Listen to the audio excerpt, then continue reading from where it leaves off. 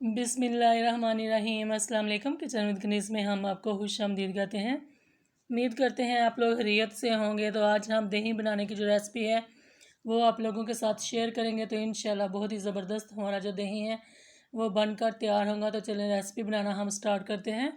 लेकिन अगर आप हमारे चैनल पर नए हैं तो प्लीज़ जल्दी से हमारे चैनल को सब्सक्राइब कर लीजिए और बेल के बटन को भी प्रेस कर लें ताकि हमारी हर नई आने वाली वीडियो का नोटिफिकेशन सबसे पहले आपको मिल सके। लेकिन आपने वीडियो को फुल वॉच करना है, कोई भी स्टेप आपने मिस नहीं करना ताकि आपका भी जो दही है वो बहुत ही ज़बरदस्त बनकर तैयार हो। तो यहाँ पर चूल्हे पर मैंने देगची रख ली है।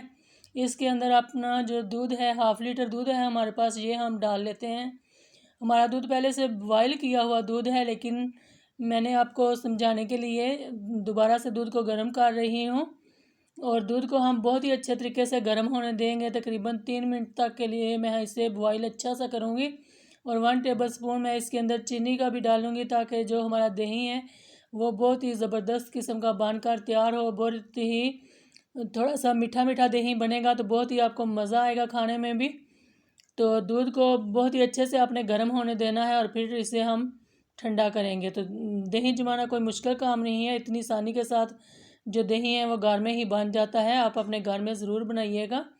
साफ़ सुथरी चीज़ें अपने घर में ही जो बनती हैं वही होती हैं। दुकान से तो आपको पता ही है कि शॉप वाले जो हैं वो इतना अच्छा सफाई का ख्याल नहीं रखता, क्योंकि उन्होंने बहुत ज़्यादा चीज़ें बनानी होती है खुली मिकदार में, तो इसलिए वो ऐसे ही हर चीज़ डालते जाते हैं। तो जो जो चीज़ हम अपने घर में बनाते हैं वो बहुत ही अच्छी होती है, बहुत ही साफ़ सुथरी होती है। तो इसलिए आप अपने घर में ही ऐसी चीज़ें बनाया करें अपने बच्चों के लिए। उनकी सेहत का ख्याल माँ ने ही रखना होता है, तो इसलिए तो इसको दूध को आपने अच्छे से फेंट लेना है। 3 मिनट के लिए आपने गर्म करना है और 2 मिनट के लिए आपने इसे फेंटना भी है ज़रूर, क्योंकि इसके ऊपर अच्छी सी एक जाग आनी चाहिए। इससे फिर आपका दही जो है ना वो बहुत ही मज़े का बनकर तैयार होगा।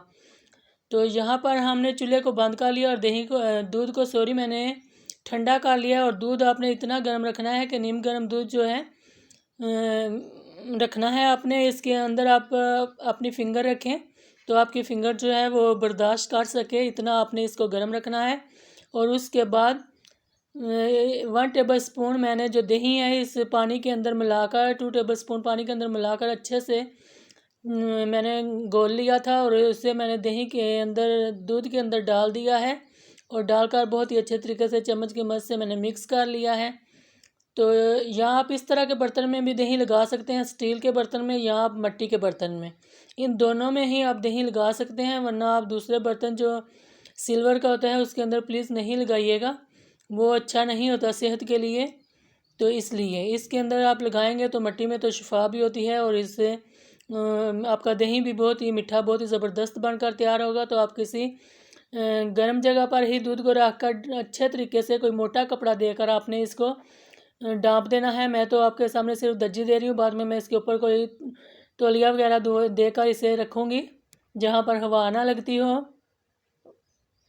तकरीबन मैंने इसे 8 घंटे के लिए रख दिया था।